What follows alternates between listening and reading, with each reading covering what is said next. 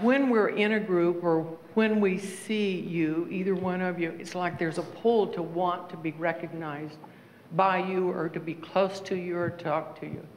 And I just want to ask you if that affects you negatively or how we can not have that pull but still love you from that place of loving inside of us. I can only speak for myself that you will probably always have that pull because we have that pull to you. And because of that, you will feel that energy, the reciprocity of it, and want to return it, to be exchanging with it. The traveler was always producing Twaji. And all people want that. They want to see the glory of God.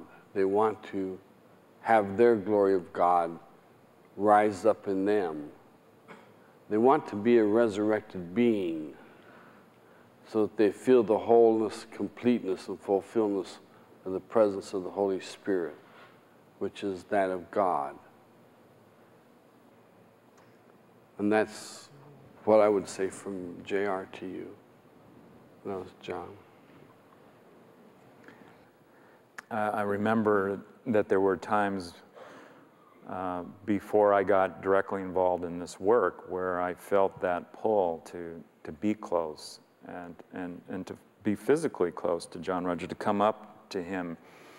And I called myself into question about that, with a simple idea, well, isn't that what everybody wants, who's feeling what I'm feeling, and that it would be understandable that all of us would want to be close and all of us would want to get personal. I remember in particular a time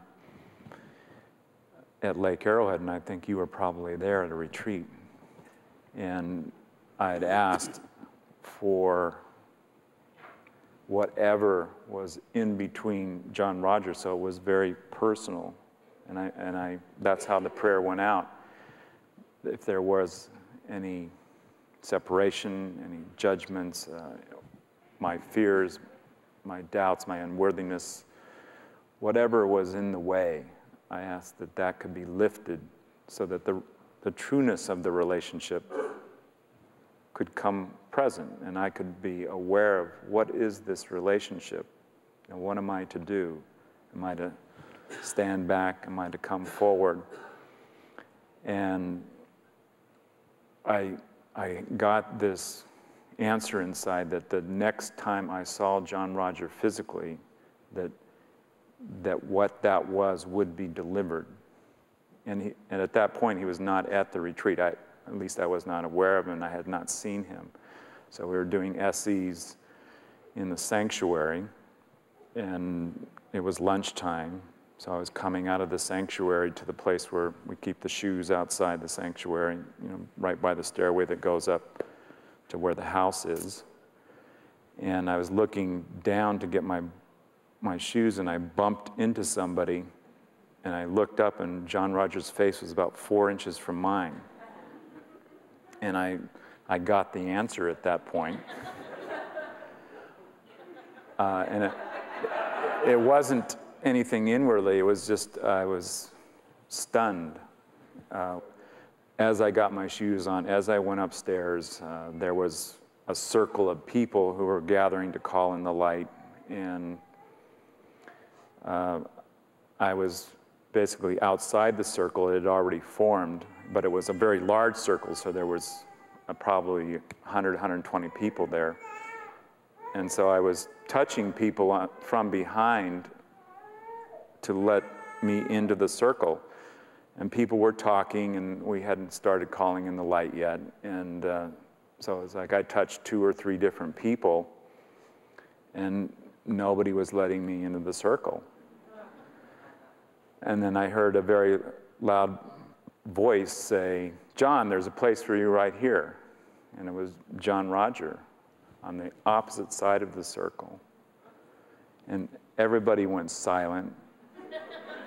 And all the eyes were on me, And, you know, as I walked across the inner part of that circle, and there was, the only place in the circle was there was a space open right next to John Roger. And as I walked across, that was, you know, one of those moments when I knew who I am, you know, and that I have a place next to him.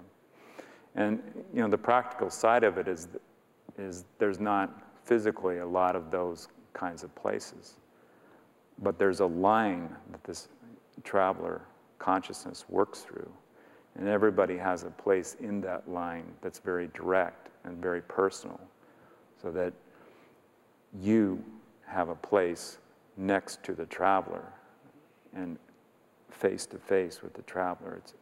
And that's a place that we all have with God. I had forgotten a lot of what he said. And as he said it, it became real immediately again. And I don't know if I'll forget that one.